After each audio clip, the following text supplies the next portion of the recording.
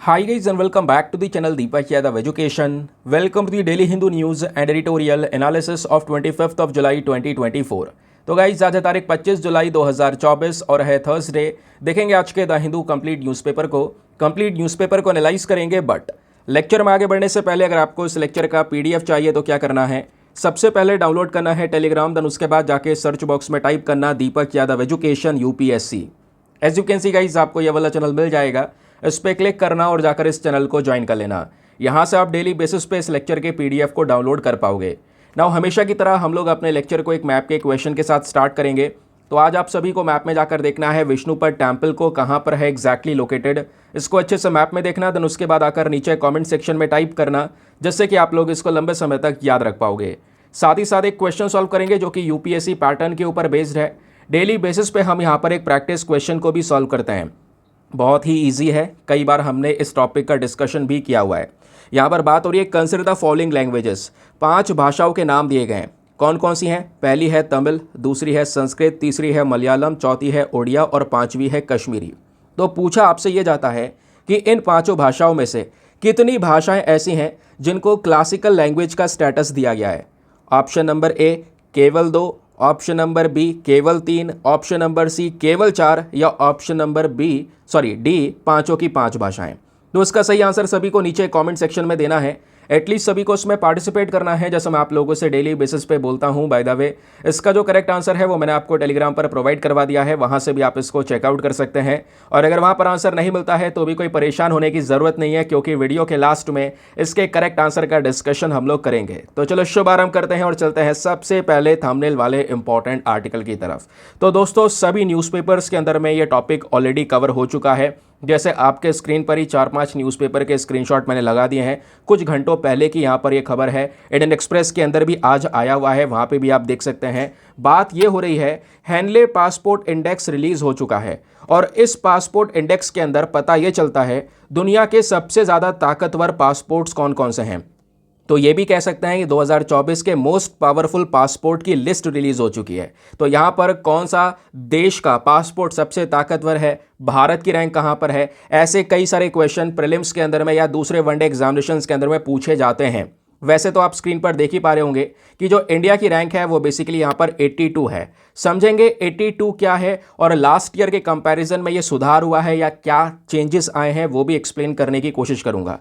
सबसे पहले तो दोस्तों आपको यह पता होना चाहिए कि हम किसी भी देश के पासपोर्ट को सबसे ताकतवर कब बोलते हैं, है ना।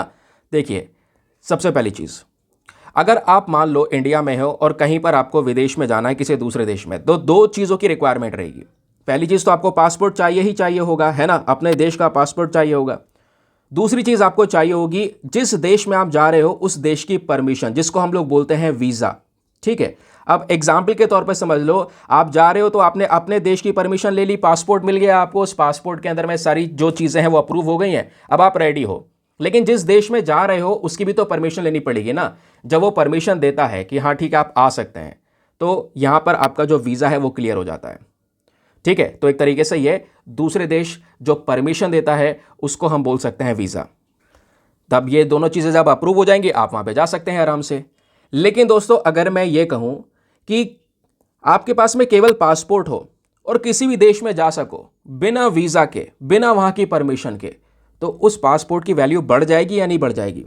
जी बिल्कुल बढ़ जाएगी। उसी पासपोर्ट को मोस्ट पावरफुल पासपोर्ट बोलते हैं। अब देखिए, ऐसा नहीं है कि दुनिया में इतने सारे देश हैं सभी लोग यहाँ पर कह सकते हैं किसी भी देश को वीज़ा फ्री ट्रैवल अलाउ करेंगे, ऐसा नहीं होता। अभी मैं आगे बताऊंगा इसके बारे में। तो इसका मतलब यह है कि मान लो कोई भी देश है, उसका पासपोर्ट ताकतवर तब माना जाएगा जब उस पासपोर्ट की वजह से आप ज़्यादा से ज़्यादा देशों में बिना वीज़ा के ट्रैवल कर सको, वो कहलाएगा मोस्ट पावरफुल पासपोर्ट। अब आइए दोस्तों, थोड़ा सा यहाँ पे इस हेनले पासपोर्ट इंडेक्स 2024 के बारे में बात करते हैं। ये इंडेक्स की शुरुआत वगैरह कैसे हुई है, बेसिक फैक्ट्स मैं आपको बता रहा हूँ जो बेसिकली एग्जाम में पूछे जाएंगे आपसे। देखिए, ये जो पर्टिकुलर पासपोर्ट की रैंकिंग है, इसकी ओवरऑल शुरुआत हुई थी साल 2006 में as the Henley partner visa restriction index करके। शुरुआत में इसको HVRI का नाम दिया गया था।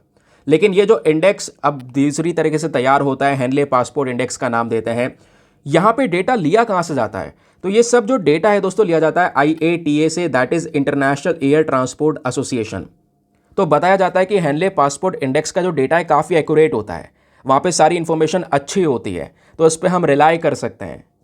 अब इसका नाम है हेनले पासपोर्ट इंडेक्स, क्योंकि इस इंडेक्स को रिलीज करने वाला जो पूरा टीम है, रिसर्च टीम, वो है हेनले एंड पार्टनर्स। और Henley and partners basically London based एक एडवाइजरी कंपनी आपको नजर आएगी। इस इंडेक्स में 199 डिफरेंट पासपोर्ट्स को कवर किया गया है, 227 डिफरेंट ट्रैवल डेस्टिनेशंस को कवर किया जाता है। उसके बेसिस पर यहाँ पर देखा जाता है कि भाई कौन से देश का पासपोर्ट है जिसके बेसिस पे आप ज़्यादा से ज़्यादा देश बिना वीज़ा के ट्रैवल कर सकते हैं। और बिना वीज़ा के ट्रैवल करना ज़्यादा से ज़्यादा देश, वही चीज़ यहाँ पर डिफाइन करती है आपके पासपोर्ट की पावर को। अब आइए थोड़ा सा बात करते हैं कि जो ये इंडेक्स रिलीज हुआ है इसमें क्या क्या चीज़ें एक्सप्लेन की जा रही हैं। तो ये पासपोर्ट इंडेक्स क्या है ये आपको पता चल गया। दोस्तों, दुनिया के जो मोस्ट पावरफुल पासपोर्ट हैं 2024 के अंदर में, उनकी लिस्ट के अंदर में सबसे नंबर 1 पर आता है सिंगापुर। ध्यान रखिएगा, सिंगापुर नंबर 1 पर है। अच्छा, ऐसा क्या है सिंगापुर में? मान लीजिए सिंगापुर के लोगों के पास में जो पासपोर्ट आएगा, अगर सिंगापुर का पासपोर्ट किसी के पास में है तो वो लगभग 195 कंट्रीज, ध्यान रखना, 195 कंट्रीज को ट्रैवल कर सकता है बिना वीज़ा के, बिना प्रायर वीज़ा के। इस वजह से सिंगापुर का पासपोर्ट नंबर 1 पर है। सेकंड पर कई सारी कंट्रीज़ के बीच में टाई हो जाता है, और वो कंट्रीज़ कौन कौन सी हैं? France, Germany, Italy, Spain and Japan. इनका अगर पासपोर्ट किसी के पास में है तो 192 कंट्रीज़ को विदाउट प्रायर वीज़ा वो ट्रैवल कर सकते हैं। फिर थर्ड नंबर पर भी कई सारी कंट्रीज़ इनके बीच में टाई होता है, उसमें Austria, Finland, Ireland, Luxembourg, Netherland, south Korea and Sweden जैसे देश आते हैं। और इनका पासपोर्ट अगर किसी के पास में है तो वो 191 कंट्रीज़ को ट्रैवल कर सकते हैं विदाउट प्रायर वीज़ा। तो ये कॉन्सेप्ट आपको समझ में आ गया मोस्ट पावरफुल इंडेक्स का। नाउ क्वेश्चन यह है कि भारत की रैंकिंग यहाँ पे किधर की साइड स्टैंड करती है?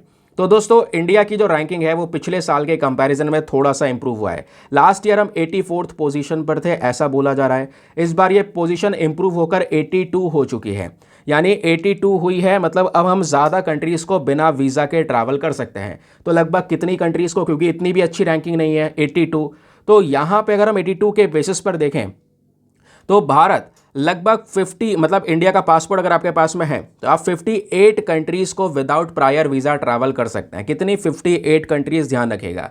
आप 58 कंट्रीज़ में कई सारे देश हैं, कई सारे अफ्रीकन कंट्रीज़ भी आपको नज़र आती हैं, जैसे अंगोला, बारबाडोस, फिर उसके बाद भूटान है, बोलीविया है, बुरुंडी है, कंबोडिया है, देन उसके बाद जिबूटी है, then Mozambique, Myanmar, Nepal, Micronesia, Mauritius, Mauritania, ये सभी कंट्रीज़ जो है दोस्तों यहाँ पे आप बिना वीज़ा के ट्रैवल कर सकते हैं। यानी कि 58 कंट्रीज़ को आप बिना विदाउट प्रायर वीज़ा ट्रैवल कर पाएंगे।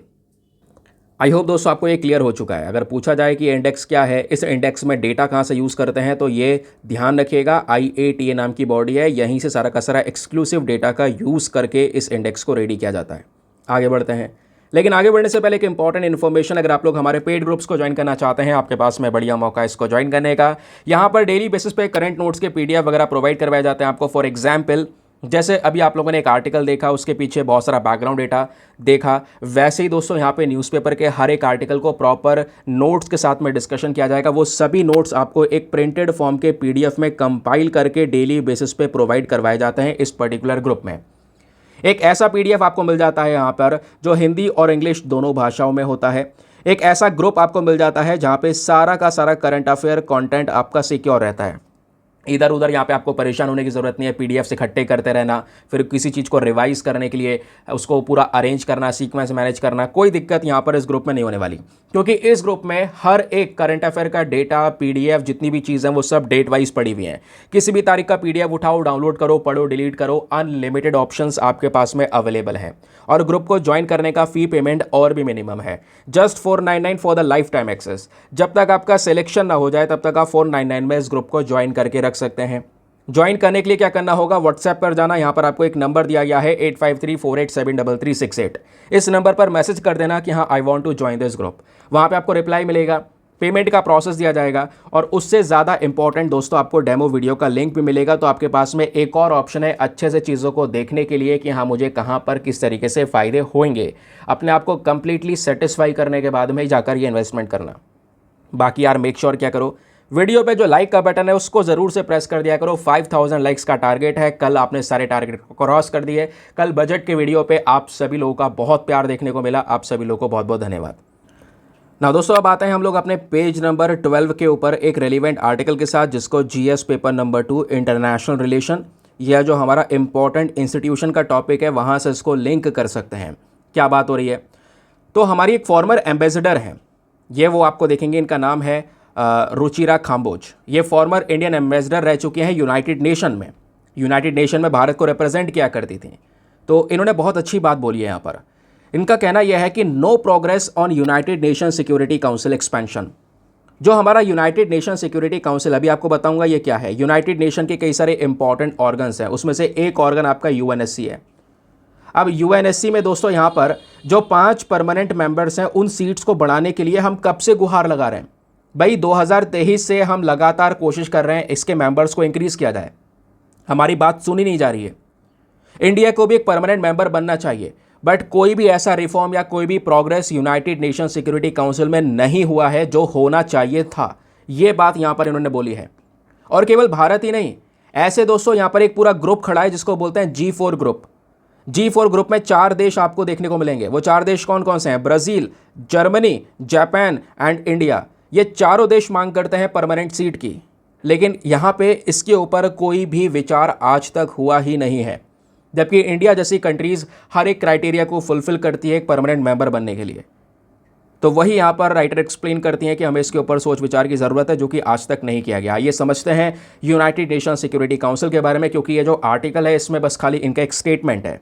अब इस स्टेटमेंट का मायना एग्जाम के पर्सपेक्टिव से कैसे हो सकता है वो आपको अलग से पढ़ना होगा। देखिए क्या पढ़ना है आपको एग्जाम के लिए, ये समझिए दोस्तों। ये फोटो बहुत शानदार है हर एक चीज़ को बढ़िया तरीके से समझने के लिए। यूनाइटेड नेशन सिक्योरिटी काउंसिल क्या है, क्योंकि इसी की तो बात कर रहे हैं हम। पहले ये समझिए दोस्तों, जो यूनाइटेड नेशन नाम की बॉडी है, एक सबसे बड़ी बॉडी है। इस यूनाइटेड नेशन के हमारे 6 प्रिंसिपल ऑर्गन है, 6 मेन अंग हैं। और उन 6 ऑर्गन्स में से एक सबसे इंपॉर्टेंट ऑर्गन आपका यूनाइटेड नेशन सिक्योरिटी काउंसिल भी है। यूनाइटेड नेशन सिक्योरिटी काउंसिल का हेडक्वार्टर आपके न्यूयॉर्क सिटी में है। इसका सबसे पहला सेशन हुआ था 17 जनवरी 1946 में लंदन के अंदर, जो वेस्टमिंस्टर चर्च हाउस है वहाँ पर। ठीक है, तो लंदन में हुआ था पहला सेशन। इतना बेसिक फैक्ट ध्यान रख सकते हैं। फिर यूनाइटेड नेशन सिक्योरिटी काउंसिल की मेंबरशिप की जब बात करते हैं दोस्तों, तो यूएनएससी में टोटल आपको 15 मेंबर्स नजर आएंगे। लेकिन इन 15 मेंबर्स में से ध्यान रखिएगा 10 तो आपके होते हैं नॉन परमानेंट मेंबर्स, और बाकी जो 5 होते हैं वो होते हैं परमानेंट मेंबर्स।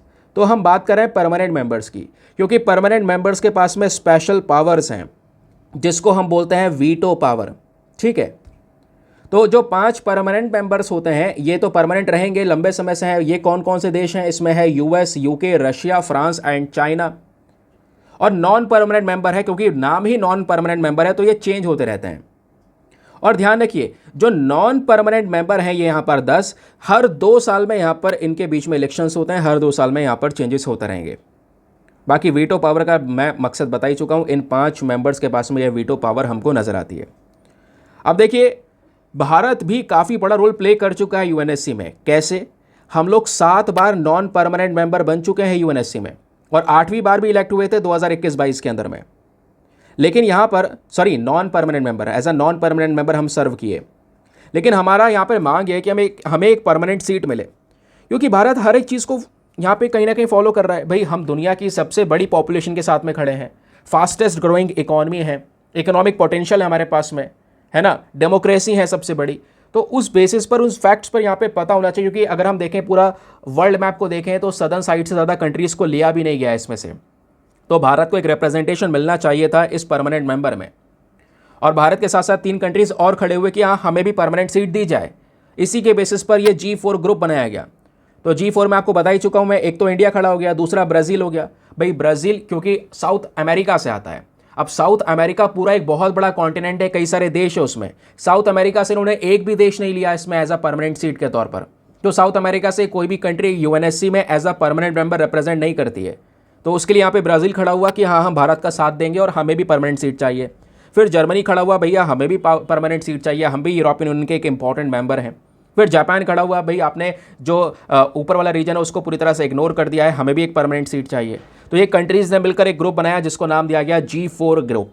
ठीक है, तो ये यहाँ पर ग्रुप ऑफ 4 कंट्रीज़ का नाम ध्यान रखिएगा। क्लियर हो गया? चलिए अब आगे आते हैं।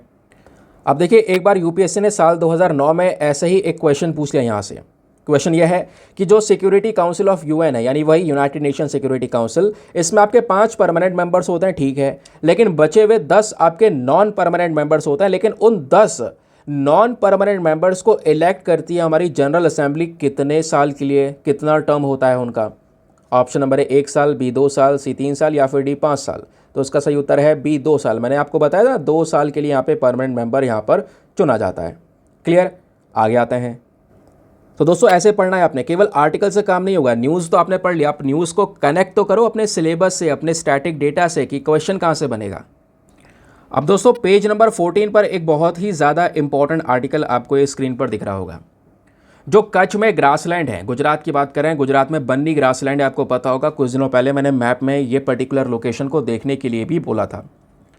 तो बन्नी ग्रासलैंड आज के समय पर चीता को यहाँ पर अडॉप्ट कर सकता है, ऐसा यहाँ पर बोला जा रहा है। क्योंकि आपको पता होगा कि हमने इंडिया में चीता मंगाए थे अफ्रीका से, क्योंकि भारत में जो चीता पाए जाते थे एशियाटिक चीता, वो पूरी तरह से समाप्त हो गए। हमने सोचा यार चीता हमें चाहिए, हमने अफ्रीका से मंगा लिए, साउथ अफ्रीका, नामीबिया से मंगा लिए। अब उन चीता को मध्य प्रदेश में रखा गया, कुछ लंबे समय तक सर्वाइव कर पाए, कुछ की डेथ भी हुई। अब यहाँ पे पूरी तरह से तैयार है, उनको जंगलों में छोड़ दिया जाएगा कुछ समय बाद या अक्टूबर तक। तो दोस्तों हमें कुछ और चीता की ज़रूरत है, तो कुछ और चीता हम लेकर आ सकते हैं अफ्रीका से और उनको गुजरात के इस बन्नी ग्रासलैंड में छोड़ सकते हैं, ये यहाँ पर बोला जा रहा है। ये एक ऑफिशियल प्लान नहीं है, लेकिन एक अंदाज़ा बताया जा रहा है कि हाँ ये अच्छी लोकेशन है। जबकि ऑफिशियल लोकेशन में अगर आप देख पाओगे तो एक और प्लान यहाँ पर यह तैयार किया गया है। मध्य प्रदेश के अंदर भी एक सेंचुरी है जिसका नाम है गांधी सागर सेंचुरी। ये सबसे प्रेफर्ड लोकेशन मानी गई है कि अगले अगर कोई बहुत सारे इंपोर्ट्स होने हैं बाहर देशों से तो यहाँ पर आप उनको ला सकते हैं।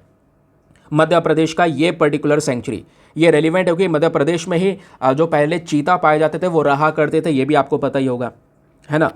तो यही एक्सप्लेन किया गया है कि जो अगला बैच है हमारे चीता का वो अफ्रीका से लाने की तैयारी हो रही है। लेकिन लाए कहाँ पे? या तो हम गुजरात के अंदर जो बन्नी ग्रासलैंड है वहाँ ले जा सकते हैं, या फिर यहाँ पे हम जो मध्य प्रदेश का गांधी सागर सेंचुरी है वहाँ पे ले जा सकते हैं।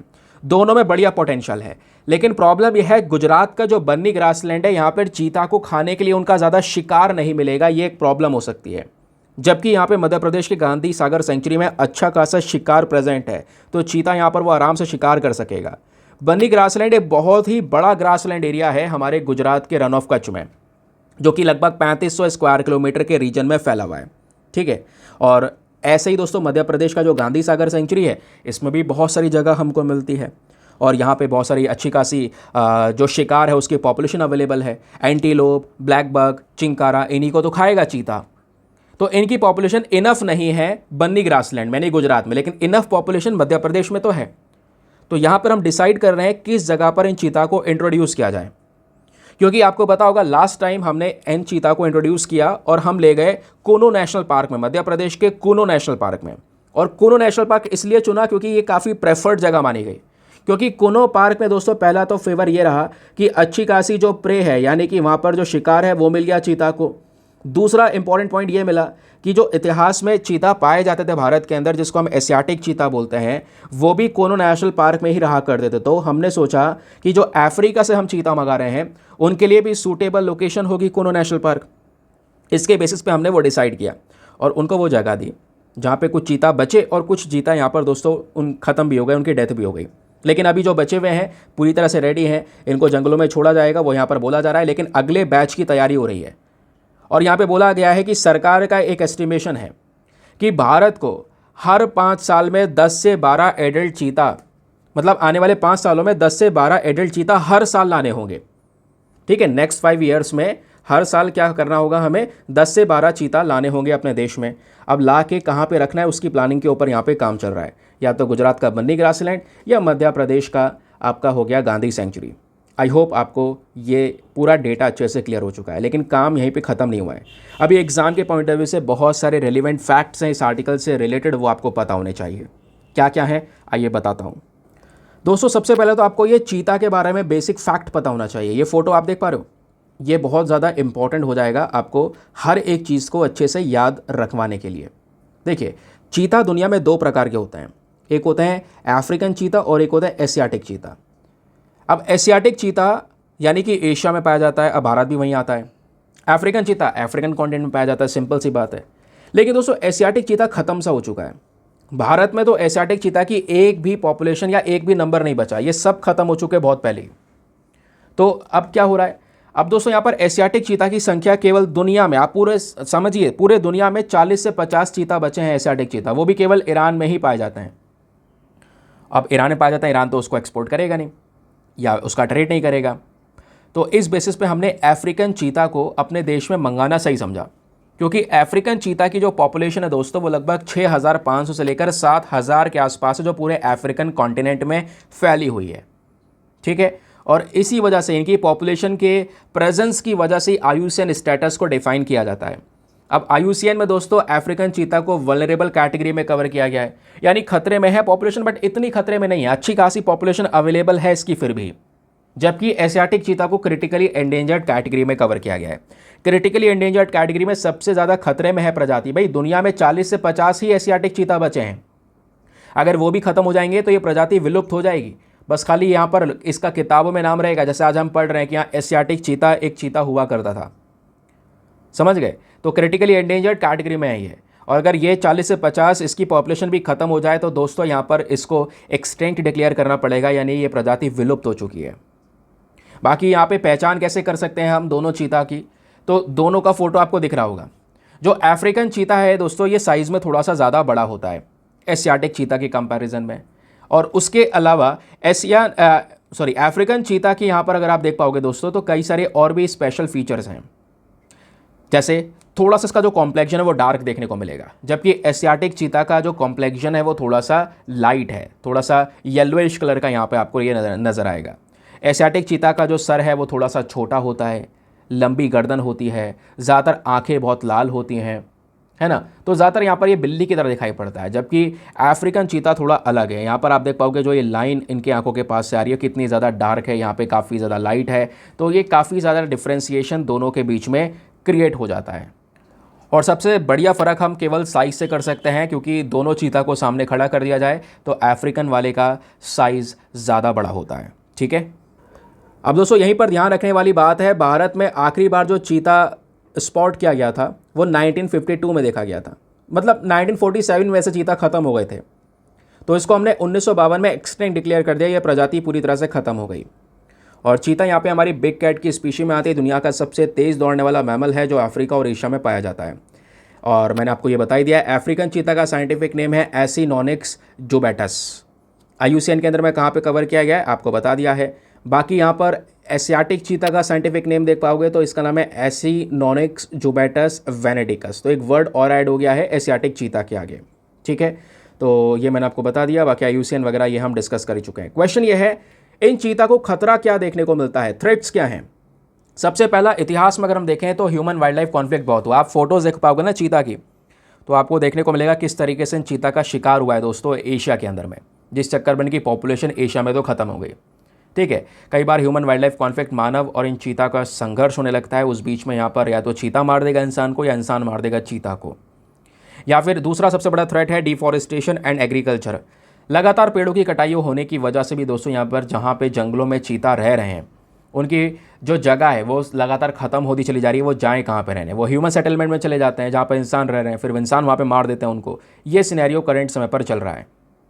उसके अलावा भारत ने कई बार कोशिश की है इन चीता को प्रोटेक्शन देने के लिए, तो इंडिया के कई सारे कंजर्वेशन एफर्ट्स आपको देखने को मिलेंगे। जैसे wild life institute of India ने दोस्तों 260 करोड़ रुपए का चीता री इंट्रोडक्शन प्रोजेक्ट को 7 साल पहले लेकर आया था।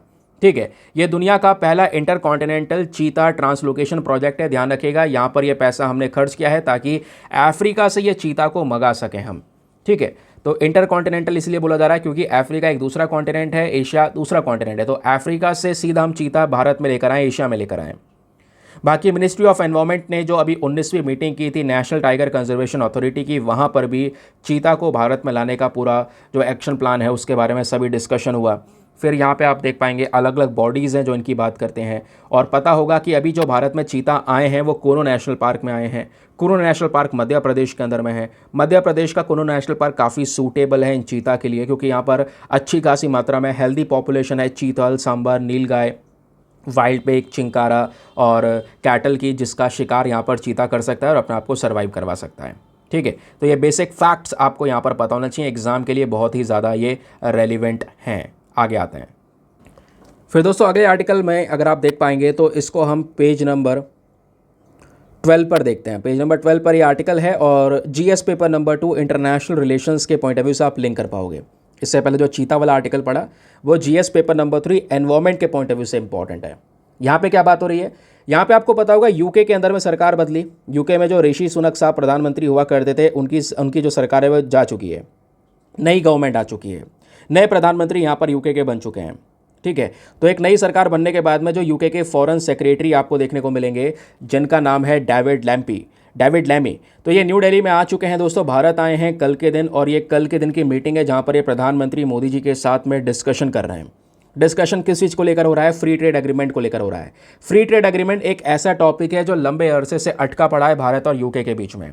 अच्छा, फ्री ट्रेड एग्रीमेंट होता क्या है दोस्तों, ये इस प्रकार का एग्रीमेंट है, नाम से पता चल रहा है कि फ्री ट्रेड एग्रीमेंट, ऐसा एग्रीमेंट अगर दो देशों के बीच में हो जाता है तो इससे भारत और यूके के बीच में जो व्यापार है वो काफ़ी ज़्यादा बढ़ने लगेगा। क्यों, व्यापार के ऊपर में कई सारी चीज़ें हैं, जैसे ड्यूटीज़ लगती हैं, एक्स्ट्रा चार्जेस लगते हैं और भी कई सारे रिस्ट्रिक्शंस लगती हैं, बैरियर्स होते हैं, उन सबको हटा दिया जाएगा। उन सबको हटा देंगे तो व्यापार थोड़ा सस्ता हो जाएगा और फ्रीली हो सकेगा।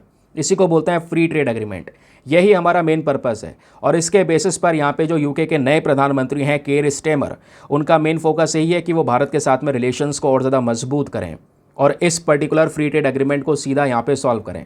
ठीक है, तो फोकस यही है कि हम फटाफट इस ट्रेड एग्रीमेंट को कंप्लीट करें, क्लाइमेट एक्शन को लेकर डिस्कशन करेंगे, प्लस जो बिजनेस हैं दोनों देशों में उनको बढ़िया बढ़िया अपॉर्चुनिटीज़, अवसर मिलेंगे आपस में एक दूसरे के साथ व्यापार करने को लेकर। ठीक है, बाकी मिस्टर लेमी जब पहुंचे भारत तो हमारे external affair minister S Jaishankar ji से भी मिले, जहां पर दोनों ने मिलकर आपस में बोला दोनों कंट्रीज़ बहुत ज़्यादा इंपॉर्टेंट हैं दुनिया के लिए, ग्लोबल प्लेटफॉर्म्स के लिए। यहाँ पर भारत लगातार यूके के साथ में कोलैबोरेट करेगा अलग अलग डील्स के ऊपर में, बड़े बड़े मुद्दों के ऊपर में, जैसे क्लाइमेट चेंज सबसे बड़ा मुद्दा है, लगातार टेम्परेचर का बढ़ना, गर्मी बढ़ना, तो ये एक बड़ा मुद्दा है जहाँ पर भारत यूके मिलकर साथ में भी काम करने वाले हैं। उसके अलावा दोस्तों यहाँ पे यूके के जो फॉरेन सेक्रेटरी हैं उन्होंने कई सारी बातें बोली, जैसे बोला कि देखो इंडिया एक एमर्जिंग सुपर पावर है हमारे 21st सेंचुरी का, बढ़ता हुआ सुपर पावर, एक फास्टेस्ट ग्रोइंग इकॉनमी आपको देखने को मिल जाएगा दुनिया की सबसे बड़ी पॉपुलेशन के साथ में। तो इस बेसिस पर भी अगर हम देखें तब भी यहाँ पर भारत और यूके के बीच में जो फ्री ट्रेड एग्रीमेंट है वो कई सालों से डिस्कस किया जा रहा है दोस्तों। तो अब की बार यहाँ पर फॉरेन सेक्रेटरी ये बोलते हैं यूके के कि देखिए मैं अभी सरकार आई है और पहले महीने में ही मुझको पहला ट्रिप मेरा भारत का हुआ है और यहाँ पे हमारे रिलेशनशिप तेज़ी से बढ़ेंगे। हम चाहते हैं इंडिया के साथ में कनेक्शन बनाएं। इंडिया ग्लोबल साउथ में एक इम्पॉर्टेंट कंट्री है, इसी के बीच में जल्द से जल्द हम इस प्रकार का फ्री ट्रेड एग्रीमेंट कंप्लीट भी करेंगे, कंक्लूड करेंगे। ठीक है, तो ये यहाँ पर फोकस रखा गया। तो अभी चीज़ें कंप्लीट नहीं हुई है बट फ्री ट्रेड एग्रीमेंट को लेकर डिस्कशंस हो रहे हैं और लंबे समय से हो रहे हैं, कई सालों से डिस्कशंस हो रहे हैं। ऋषि सुनक साहब भी यहाँ पर फ्री ट्रेड एग्रीमेंट नहीं कर पाए ये। तो चलिए थोड़ा सा यहाँ पर और बेसिक फैक्ट्स बात कर लेते हैं, इस आर्टिकल के बैकग्राउंड डेटा को थोड़ा सा और समझ लेते हैं गहराई से, क्योंकि दोस्तों बात हो रही है फ्री ट्रेड एग्रीमेंट की तो क्या होता है आपको पता होना चाहिए। मैंने लिखित में प्रोवाइड करवा दिया है। ये एक ऐसा एग्रीमेंट है दो देशों के बीच में जो किया जाता है, जहां पर इस एग्रीमेंट के करने के बाद इंपोर्ट और एक्सपोर्ट के ऊपर में कई सारे बैरियर्स, कई सारी जो रुकावटें हैं उनको कम कर दिया जाता है। इस फ्री ट्रेड पॉलिसी के अंडर में जो गुड्स एंड सर्विसेज हैं इन दोनों को हम इसमें कवर कर सकते हैं, जिसमें यहाँ पे कोई government tariff, Kota, subsidy, prohibitions कुछ भी नहीं लगेगा, जिससे व्यापार थोड़ा फ्री हो जाएगा। और फ्री ट्रेड एग्रीमेंट से दोस्तों यहाँ पर व्यापार खुलेगा इन दोनों देशों के बीच में, समझ गए। और एक होता है यहाँ पर ट्रेड प्रोटेक्शनिज्म। ट्रेड प्रोटेक्शनिज्म का पूरा उल्टा कॉन्सेप्ट है फ्री ट्रेड। ट्रेड प्रोटेक्शनिज्म क्या होता है भाई, अपने ट्रेड को अपने देश तक सीमित रखना, हम किसी के साथ एक्सपोर्ट इंपोर्ट नहीं करना चाहते, वो आपका ट्रेड प्रोटेक्शनिज्म होता है या इकोनॉमिक आइसोलेशनिज्म होता है। तो इनसे बिल्कुल अलग है free trade agreement. Free trade agreement का मेन पर्पस क्या है, हम ज़्यादा व्यापार करना चाहते हैं, हम अपनी इकॉनमी खोल रहे हैं आपके लिए, हम सारी ड्यूटीज़ वगैरह हटा रहे हैं, खूब एक्सपोर्ट कीजिए, हम भी यहाँ पर एक्सपोर्ट करेंगे, हम भी इंपोर्ट करेंगे। तो ये व्यापार को बढ़ाने के लिए इस पर्टिकुलर एग्रीमेंट को किया जाता है। और फ्री ट्रेड एग्रीमेंट को दोस्तों अलग अलग कॉन्सेप्ट में कैटेगरी में बांट दिया जाता है। आपको पता होगा, कई बार आपने सुना होगा सेपा एग्रीमेंट। तो फ्री ट्रेड एग्रीमेंट का जो कैटेगराइजेशन है as a preferential trade agreement किया जाता है। या तो फ्री ट्रेड एग्रीमेंट में एक एग्रीमेंट ये होता है, या कॉम्प्रहेंसिव इकोनॉमिक कॉपरेशन एग्रीमेंट होता है, या कॉम्प्रहेंसिव इकोनॉमिक पार्टनरशिप एग्रीमेंट होता है। ये सभी के सभी फ्री ट्रेड एग्रीमेंट्स कहलाते हैं। अब भारत और यूके यहाँ पर कोशिश कर रहे हैं इस प्रकार के एग्रीमेंट को करने की। तो इंडिया यूके के जो संबंध है, जो रिलेशंस है भारत ब्रिटेन के, जरा इसको भी जान लेते हैं। दोनों के दोनों देश दोस्तों वाइब्रेंट डेमोक्रेसीज हैं, बहुत इंपॉर्टेंट डेमोक्रेसीज है। दोनों का जो इतिहास है वो काफ़ी ज़्यादा पुराना है। यूके भारत के लिए सबसे बड़ा इन्वेस्टर है अमंग द G20 कंट्रीज़। सबसे बड़ा इन्वेस्टर दुनिया में नहीं है, ध्यान रखना। जो G20 कंट्रीज़ हैं, इन 20 देशों में भारत के लिए सबसे बड़ा इन्वेस्टर यूके है। अब इस फ्री ट्रेड एग्रीमेंट का जो इंपॉर्टेंस है भारत और यूके दोनों के लिए ही होने वाला है दोस्तों। अगर ये फ्री ट्रेड एग्रीमेंट हो जाता है, दोनों को बेनिफिट मिलेंगे। कैसे बेनिफिट मिलेंगे? सबसे पहली बात, गुड्स का जो एक्सपोर्ट है वो बढ़ जाएगा, क्योंकि कई सारी ट्रेड को लेकर डील हुई है यूके के साथ में, जहां पर job creation sector, textile sector, leather goods, footwear, इनका व्यापार बढ़ेगा दोस्तों। भारत साथ ही साथ में एक्सपेक्ट कर रहा है कि हमारा जो मैरीन प्रोडक्ट्स हैं, जो फिशरीज़ हैं, मछलियां वगैरह हम बेच रहे हैं, वो ज़्यादा बढ़ पाएंगी, ज़्यादा एक्सपोर्ट कर पाएंगे। सर्विस ट्रेड को लेकर यहाँ पर कॉन्सेप्ट रखा गया है। एक बहुत बड़ा पोटेंशियल है भारत के अंदर कि हम दुनिया भर में सर्विस एक्सपोर्ट भी कर रहे हैं। Nursing, education, health care, Ayush, audio visual services, ये हम प्रोवाइड करवा सकेंगे इन सभी कंट्रीज़ को, समझ गए। उसके अलावा एक स्ट्रैटेजिक एडवांटेज भी हमको देखने को मिलेगा कि यूके, सबसे पहली बात, अभी हमने थोड़ी देर पहले पढ़ा था यूनाइटेड नेशन सिक्योरिटी काउंसिल के बारे में, याद है ना, कि भाई यहाँ पे इसमें 10 नॉन परमानेंट मेंबर हैं, 5 परमानेंट मेंबर हैं। तो इन 5 परमानेंट मेंबर में दोस्तों यूके भी एक मेंबर है। तो यूके यूएनएससी का मेंबर है, वो भी परमानेंट वाला। वहीं पर चाइना भी यूएनएससी का परमानेंट मेंबर है। तो चाइना हमारे साथ में कोई प्रॉब्लम क्रिएट करेगा तो हमें यूके के साथ में रिलेशन अच्छे करने की ज़रूरत है, ताकि यूके इस मुद्दे को उठा सके। तो आप कहोगे रशिया भी तो उठा सकता है। नहीं, रशिया नहीं बोलेगा इस बीच में। क्यों नहीं बोलेगा? क्योंकि रशिया खुद डिपेंडेंट है चाइना के ऊपर में। ये सब पूरा बवाल के बाद, रशिया यूक्रेन का जो वॉर हुआ, वेस्टर्न कंट्रीज़ ने रशिया के ऊपर जो सैंक्शंस लगाए, उसके बाद रशिया चाइना के खिलाफ नहीं बोलेगा, चाहे चाइना कुछ भी करे हमारे बॉर्डर डिस्प्यूट्स में, समझ गए। तो रशिया से यहाँ पर एक्सपेक्ट नहीं कर सकते यूनाइटेड नेशन सिक्योरिटी काउंसिल में। बाकी यहाँ पर अमेरिका वगैरह ये कुछ ज़्यादा खुलकर बोलने वाले हैं नहीं, ये आपको पता होगा। तो यूके हमारे लिए एक रेलिवेंट कंट्री माना जाएगा। तो यूके के साथ में रिलेशंस मजबूत करने ज़रूरी हैं, क्योंकि और ये रिलेशन किसी भी देश के साथ में मजबूत तब होते हैं जब उसके साथ में व्यापार बढ़ेगा, है ना। और अगर मान लो चाइना इन फ्यूचर कोई प्रॉब्लम क्रिएट करता लद्दाख वाले रीजन में या LAC वाले रीजन पे, तो वहाँ पर यहाँ क्या होगा, यूके हमारा साथ देगा यूनाइटेड नेशन सिक्योरिटी काउंसिल में।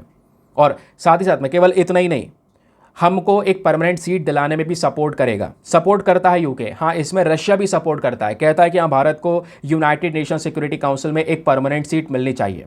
हाँ, हालांकि ये जो यूनाइटेड नेशन सिक्योरिटी काउंसिल, इसमें कोई बदलाव हुआ नहीं है। ये जैसा हमने डिस्कशन थोड़ी देर पहले ही किया था, परमानेंट सीट हम कह सकते हैं कि डिज़र्व करते हैं, बट हमको अभी तक वो परमानेंट सीट मिली है नहीं। क्या होती है परमानेंट सीट, ये सब कुछ डिस्कशन हो ही चुका है।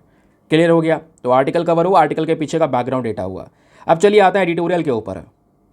ना दोस्तों, यहाँ पर पेज नंबर 10 पर एक आर्टिकल प्रेजेंट है। ये बेसिकली टेक्स्ट एंड कॉन्टेक्स्ट पर है। तो ये एडिटोरियल के पर्पज से इंपॉर्टेंट है, हमारा एज अ एडिटोरियल ट्रीट कर सकते हो। GS पेपर नंबर 2 पॉलिटी के पॉइंट ऑफ व्यू से इंपॉर्टेंट है। बात हो रही है आर्टिकल 361 के बारे में। आपके लक्ष्मीकांत का एक पूरा सेपरेट टॉपिक खत्म करने वाला हूँ। आर्टिकल 361 को निचोड़ देंगे आज हम। गवर्नर और प्रेसिडेंट दोनों के बारे में पढ़ेंगे। लेकिन उससे पहले मैं आपको बता दूं यार कि आज कुछ और भी एडिटोरियल हैं, लेकिन वो सब एडिटोरियल बजट के ऊपर लिखे गए हैं। बजट का डिस्कशन कल मैं ऑलरेडी कर चुका हूँ, तो प्लीज़ आप कल वाला वीडियो ज़रूर से देखिए, उसको मिस मत कीजिएगा। उसमें बजट को बहुत ही सरल तरीके से एक्सप्लेन किया गया है। नीचे कमेंट्स भी आप पढ़ सकते हैं लोगों के कि कितने अच्छे से उनको समझ में आया है। तो यहाँ पर फालतू में किसी राइटर के पॉइंट ऑफ व्यूज़, इस पॉइंट के ऊपर, उस पॉइंट ऑफ व्यू पढ़ने की ज़रूरत नहीं। आपके पास में फैक्ट है सीधा, तो फैक्ट है तो पॉइंट ऑफ व्यूज़ क्यों पढ़ रहे हो किसी के? तो सीधा कल वाला वीडियो देखो। तो एडिटोरियल में केवल एक चीज़ काम की है, वो ये वाली है। ये भी आपका एग्जाम के लिए बहुत रेलिवेंट है। ये बात करता है क्या, आर्टिकल 361 एब्सोल्यूट पावर देता है गवर्नर को। यानी गवर्नर है, मान लो जैसे यहाँ पर होता क्या है, हमारी सेंट्रल गवर्नमेंट है और इधर स्टेट गवर्नमेंट है सपोज। अब केंद्र सरकार के पास में यहाँ पर प्रेसिडेंट है, एक बहुत इंपॉर्टेंट पद। फिर उसके बाद में यहाँ पे होते हैं प्राइम मिनिस्टर, ऐसा आप देख पाओगे। उसी प्रकार से स्टेट गवर्नमेंट में भी दोस्तों यहाँ पे अगर आप देख पाओगे होते हैं गवर्नर। जैसे सेंट्रल गवर्नमेंट के पास प्रेसिडेंट है, वैसे ही स्टेट गवर्नमेंट के पास गवर्नर हो गए, चीफ मिनिस्टर हो गए, है ना। ये बहुत रेलिवेंट पोस्ट है, समझ गए। लेकिन यहाँ पे दोस्तों प्रेसिडेंट और गवर्नर, स्टेट का गवर्नर हो गया और राज्य का प्रेसिडेंट हो गया, इन दोनों के पास में बहुत सारी पावर्स आती हैं। और बहुत सारी पावर्स इन द सेंस आप ऐसे देख सकते हैं कि मान लो यहाँ पर कोई प्रेसिडेंट के पद पे सर्व कर रहा है, कोई गवर्नर के पद पे सर्व कर रहा है, इन्होंने कोई क्राइम कर दिया है, क्राइम करने के बाद भी इनके खिलाफ एक्शन नहीं लिया जा सकता। क्यों? क्योंकि इनको एक इम्यूनिटी प्राप्त है, और वो इम्यूनिटी कहां से मिल रही है? आर्टिकल 361 से मिल रही है। तो इसी आर्टिकल 361 पर क्वेश्चन उठाया गया है कि भाई सुप्रीम कोर्ट आप क्या कर रहे हैं, आर्टिकल 361 को एक बार चेक कीजिए। क्योंकि यहां पर दोस्तों ये पावर प्रेसिडेंट और गवर्नर को इतनी मिल जाती है कि ये अगर कुछ बोल देना तो वो मैटर कोर्ट में भी नहीं जाएगा। तो क्या है आर्टिकल 361, इसको लेकर कितनी कंट्रोवर्सीज हो चुकी हैं, प्लस क्या क्या रिकमेंडेशन आ चुके हैं अलग अलग कमीशन के, उनका क्या कहना है, गवर्नर होता क्या है, आइए सब कुछ समझते हैं। और दूसरी बात, सबसे रेलिवेंट चीज़, ये चर्चाओं में क्यों है, क्यों आखिरकार ये आर्टिकल प्रेजेंट हुआ है, ये भी डिस्कस करेंगे। तो चलो शुरुआत करते हैं। चाहो तो आप चीज़ें लिख सकते हैं, नोट बना सकते हैं, बट ज़रूरत भी नहीं पड़ेगी क्योंकि हर एक चीज़ मैं आपको ऑलरेडी प्रोवाइड करवा रहा हूँ। तो आपका टाइम वेस्ट नहीं होगा, वीडियो देखो आराम से, PDF पढ़ लेना, काम खत्म। लेकिन दोस्तों अगर आपको चैनल से सपोर्ट मिल रहा है तो ज़रूर उसे सब्सक्राइब ज़रूर कर दिया करो। 6 लाख सब्सक्राइबर का टारगेट है, ठीक है, जल्दी जल्दी आप इसको पूरा करवा सकते हैं। कई सारे लोग ऐसे हैं जो बिना सब्सक्राइब करे चले जाते हैं, आपको काफ़ी सारे बेनिफिट्स मिल रहा है, आपको लगता है तो चैनल सब्सक्राइब कर सकते हैं। प्लस जब आप सब्सक्राइब करेंगे तो नोटिफिकेशन में ऑल वाले ऑप्शन पर ज़रूर क्लिक कर लेना, ताकि जितने भी अपडेट्स यहाँ पे मैं चैनल पे अपलोड करता हूँ वो सब आपके सामने आते रहें तुरंत, ठीक है। तो चलिए बात करते हैं यहाँ पर मैटर है क्या। रिसेंटली खबर यह आती है कि सुप्रीम कोर्ट ऑफ इंडिया ने अग्री कर लिया है कि हम ठीक है, गवर्नर को जो ये इम्यूनिटी दी गई है, जो पावर दी गई है कि वही किसी भी क्राइम से बचा जाएगा, यानी कि गवर्नर अगर कोई क्राइम कर लेता उसके खिलाफ कोई एक्शन नहीं होगा, तो ये उसको इम्यूनिटी मिली हुई है। तो सुप्रीम कोर्ट ने बोला ठीक है, हम इस पर्टिकुलर चीज़ को देखेंगे एक बार, क्योंकि ये इम्यूनिटी मिली है आर्टिकल 361 के माध्यम से, हमारे संविधान के अंदर जो मैंशनड है। लेकिन यह मैटर चर्चाओं में क्यों आ रहा है? क्योंकि इसके पीछे का रीज़न यह है दोस्तों, क्योंकि एक पिटीशन आया है फीमेल राजभवन एम्प्लॉय की साइड से कोर्ट के अंदर में, और उस पिटीशन की सुनवाई की है हमारे चीफ जस्टिस ऑफ इंडिया ने, DY चंद्रचूड़ साहब ने।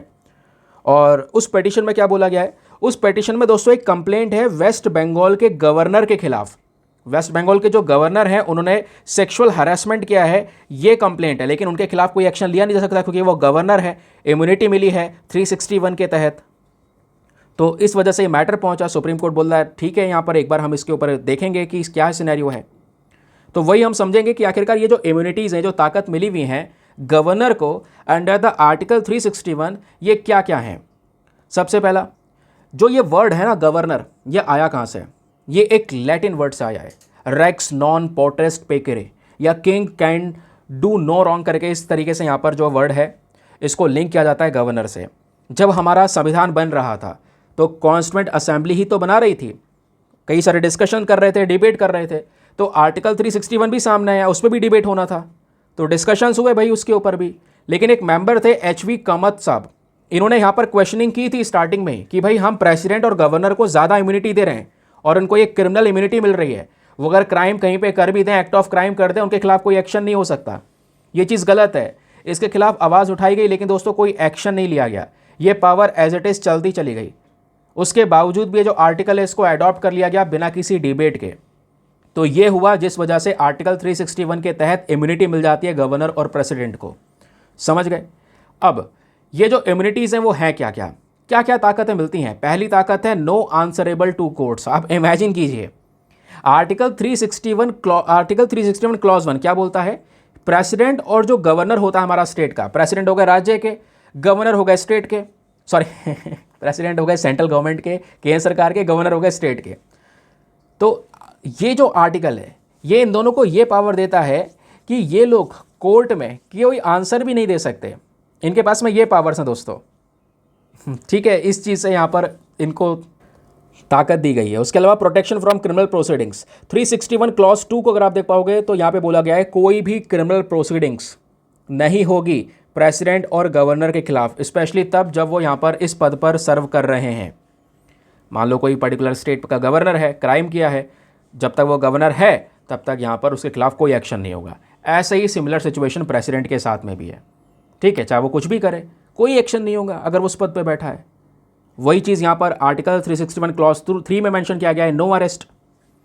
भाई यहाँ पर प्रेसिडेंट और गवर्नर के खिलाफ जब वो इस पद पे बैठा है तो कोई भी आप यहाँ पर अरेस्ट नहीं कर सकते, अरेस्ट को आप इशू नहीं कर सकते किसी भी केस में, उनको अरेस्ट ही नहीं कर पाएंगे आप, समझ गए।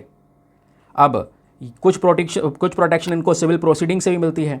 हमने आर्टिकल 361 क्लॉज 1, क्लॉज 2, क्लॉज 3 देखा, आप क्लॉज 4 देखिए। क्लॉज 4 में बोला है कि आप कोई केस भी नहीं कर सकते। No civil law suits can be filed against the president और governor of a state during their term of office. अगर उनका कोई पर्सनल एक्ट था, कुछ पर्सनली उन्होंने गलत किया है, तो उसके बेसिस पर यहाँ पर आप कोई भी इस तरीके का जो सिविल लॉ सूट है वो फाइल ही नहीं कर पाएंगे until 2 months after giving written notice. तो ये जो नोटिस है दोस्तों यहाँ पर, इसका भी अहम रोल होने वाला है। आपने यहाँ पर कोई भी लॉ सूट वगैरह फाइल किया है, पहले यहाँ पर नोटिस जाएगा, उसके 2 महीने के भीतर भीतर कुछ भी नहीं हो सकता प्रेसिडेंट गवर्नर के खिलाफ। अब ये जो नोटिस है इसमें यहाँ पर सब चीज़ें होंगी, प्रोसीडिंग्स के नेचर, कॉज ऑफ एक्शन, ये सभी चीज़ें यहाँ पर मैंशनड होंगी। तो कह सकते हैं यहाँ पे कई सारी तरीके से इन दोनों को ही प्रोटेक्शन मिली हुई है। और इस प्रोटेक्शन को देखते हुए कई बार अलग अलग प्रकार के रिकमेंडेशन आए हैं कि भैया गवर्नर के ऑफिस में कुछ सुधार करना चाहिए हमें। जैसे पहला है सरकारिया कमीशन। सरकारिया कमीशन 1988 का इन्होंने कुछ रिकमेंडेशन दिए। इन्होंने बोला जो गवर्नर है should be appointed by president after consulting the chief minister of a particular state.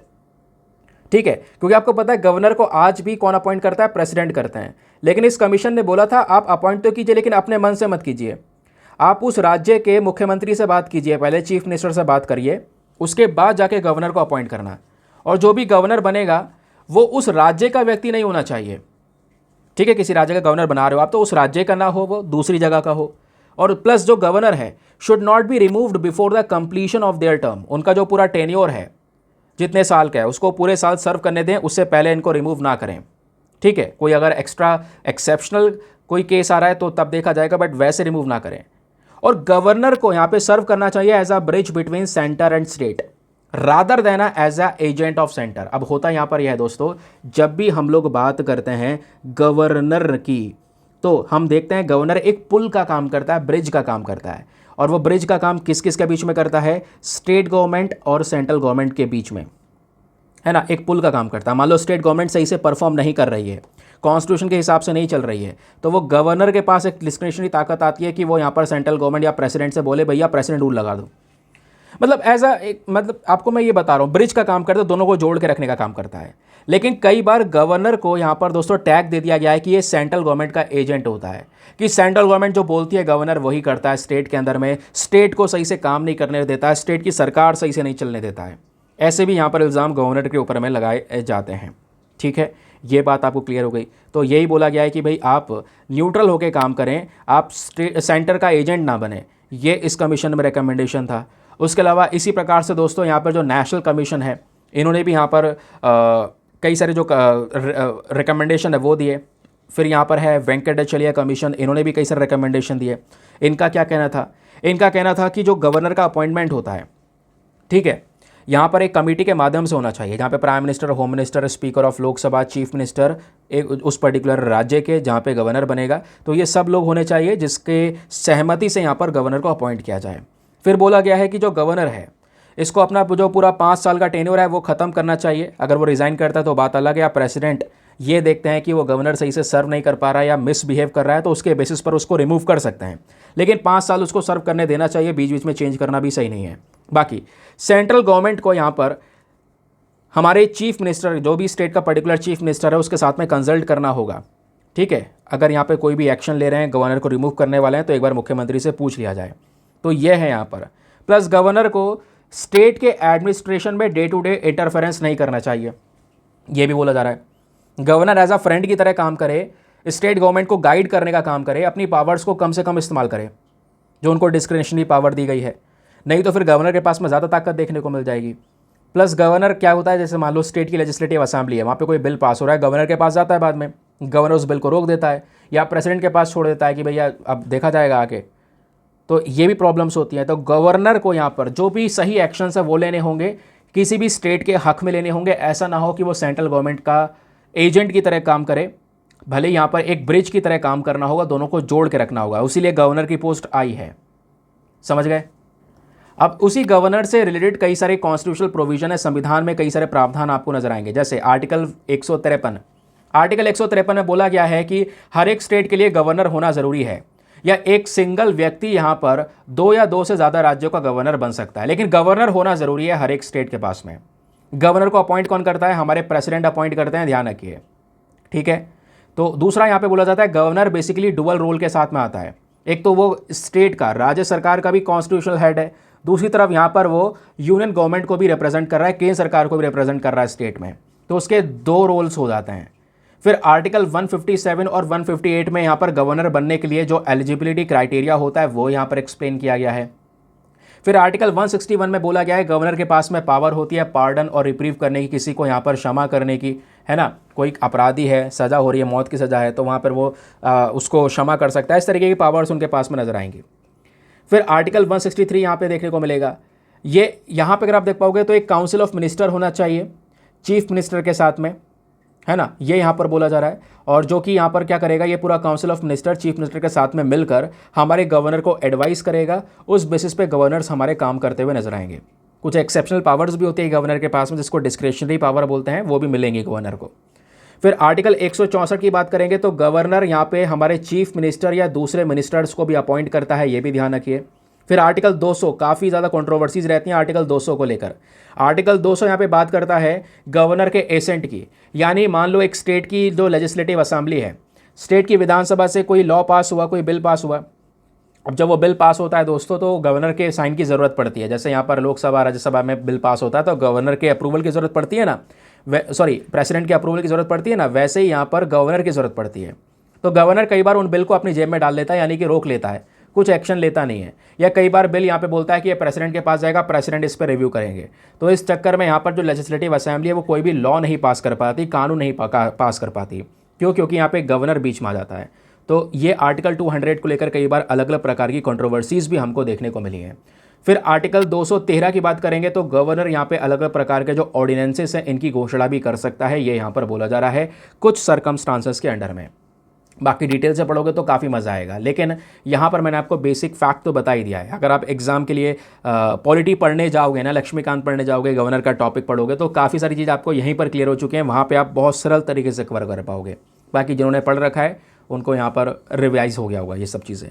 चलिए अब आते हैं, देखिए यूपीएससी ने साल 2014 में यहीं से एक क्वेश्चन भी पूछ लिया। क्वेश्चन ये है कि एक पर्टिकुलर स्टेट का जो गवर्नर होता है उसके पास में कौन कौन सी डिस्क्रिशनरी पावर होती हैं नीचे दिए गए चारों पावर्स में से, ये बताइए।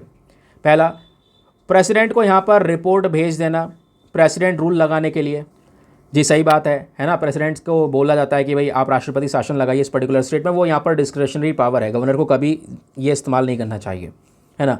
फिर उसके बाद में दूसरा है अपॉइंटिंग द मिनिस्टर्स, नहीं मिनिस्टर को तो अपॉइंट कर सकता है, ये कोई डिस्क्रिशनरी पावर नहीं, नॉर्मल पावर है उसके पास में। तीसरा है काफ़ी सारे बिल को जो state legislative assembly bill pass जो करती है उसको यहाँ पे गवर्नर अपने पास में रख लेता है और बोलता है आगे प्रेसिडेंट देखेंगे। हाँ, ये भी डिस्क्रिशनरी पावर है गवर्नर की। तो फिर उसके बाद चौथा देखते हैं, रूल्स वगैरह बनाना ताकि स्टेट गवर्नमेंट आराम से बिजनेस को कंडक्ट कर सके। नहीं, ये यहाँ पर इसकी डिस्क्रिशनरी पावर नहीं है ऐसी कुछ। ये पहली और साथ ही साथ में अगर आप देख पाएंगे तो पहली और तीसरी यहाँ पर सही आपको देखने को मिलेगा, यही डिस्क्रिशनरी पावर्स हैं गवर्नर की। तो option number B 1 and 3 only is the correct answer, B आपका सही उत्तर है। ठीक है, तो आर्टिकल क्लियर हो गया दोस्तों। ये आर्टिकल इंटरेस्टिंग था, इंपॉर्टेंट था एग्जामिनेशन के लिए, तो जो इंपॉर्टेंट है उस पर ज़्यादा स्पेशल फोकस करो। कुछ पॉलिटिकल चीज़ें चल रही हैं आजकल न्यूज़पेपर में, बहुत ज़्यादा चल रही हैं मैं कहूँगा, जो पहले नहीं हुआ करता था, तो उस चीज़ से आपने बचना होगा, वरना वो एग्ज़ाम में आपको हेल्प नहीं करेगा, वो एक साइड ढकेल देगा। क्योंकि हमेशा यूपीएससी के अंदर में आपको न्यूट्रल लेके बात करनी होगी, चाहे आपकी पसंद चाहे कुछ भी हो, समझ गए। बाकी चलिए आते हैं वर्ड ऑफ द डे के ऊपर में। आज का वर्ड ऑफ द डे बहुत इंटरेस्टिंग है, इंपॉर्टेंट भी है। यहाँ पर बात हो रही है सैंक्टिमोनियस की। तो सैंक्टिमोनियस वर्ड का मतलब होता है acting as if you are better and more moral than others. कहने का मतलब है एक्टिंग करना, एक्टिंग मतलब करना, दिखावा करने वाला, अधिक श्रेष्ठ दिखावा करने वाला, अपने आप को बहुत अच्छा दिखाने का दिखावा करना, उसको बोलते हैं सैंक्टिमोनियस। पाखंडी, ढोंगी, ऐसे भी वर्ड्स यहाँ पर सैंक्टिमोनियस के लिए यूज़ किए जा सकते हैं। तो फटाफट दोस्तों इस वर्ड का यूज़ करके नीचे कमेंट सेक्शन में एक सेंटेंस लिखो। सेंटेंस लिखना ज़रूरी है, कल ये वर्ड्स वगैरह नहीं हो पाए थे क्योंकि सीधा कल हमने बजट का डिस्कशन किया था। तो दोस्तों इस वर्ड का यूज़ करके सेंटेंस सभी को लिखना है, तभी आपको हेल्प होगी, क्योंकि ये वर्ड्स आपको वोकैब में आपको अपने एस्से में, मेंस आंसर राइटिंग में, सभी जगह पर हेल्प करेंगे, लेकिन यूज़ करना सीखिए। अब जब भी कहीं पर दिखावे करने की बात आएगी, अपने आप को अच्छा दिखाने की कोशिश कर रहा है, तो आपको ये सैंक्टिमोनियस वर्ड का यूज़ करना होगा, इसको लाइफ में अप्लाई करना होगा, तभी इसका यूज़ सही से कर पाएंगे। चलिए बाकी आता है यूपीएससी के प्रैक्टिस क्वेश्चन पर। क्वेश्चन ये था कि भाई यहाँ पर 5 भाषाएं हैं, बताइए इन 5 में से कितनी भाषाएं ऐसी हैं जिनको क्लासिकल लैंग्वेज का स्टेटस मिला हुआ है, बताइए।